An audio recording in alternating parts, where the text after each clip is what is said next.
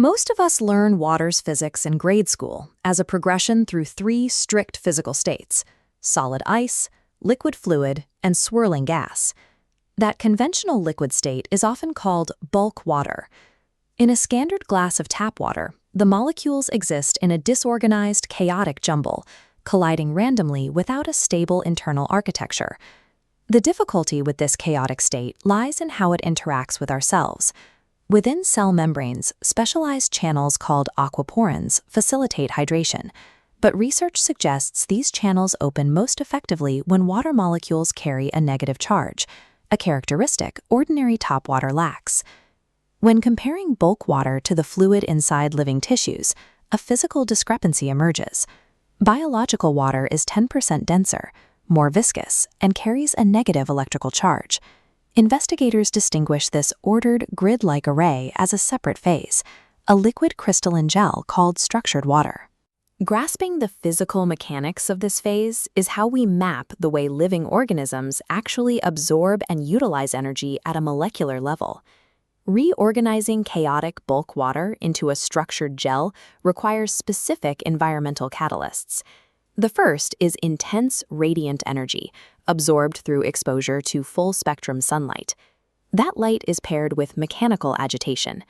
In nature, this occurs through vortexing, the spiral motion of a river or a crashing wave that acts as a natural centrifuge for the molecules.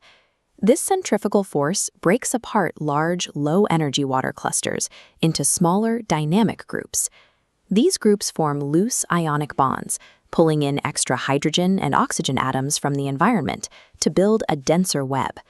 This creates a stable matrix with the formula H3O2. Through the application of motion and light, ordinary water is forced out of its random state to build an energized, highly organized framework. The physical architecture of this H3O2 lattice mimics a snowflake, building itself in repeating, highly ordered hexagonal patterns. Yet, despite this rigid, crystal-like internal geometry, the water remains entirely in a fluid, liquid state.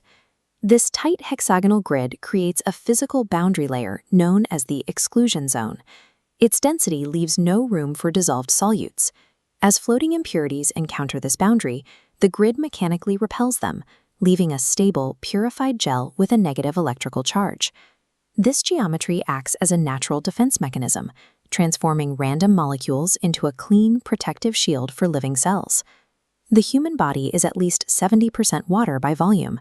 This liquid crystalline state is the primary fluid circulating inside our tissues and cells.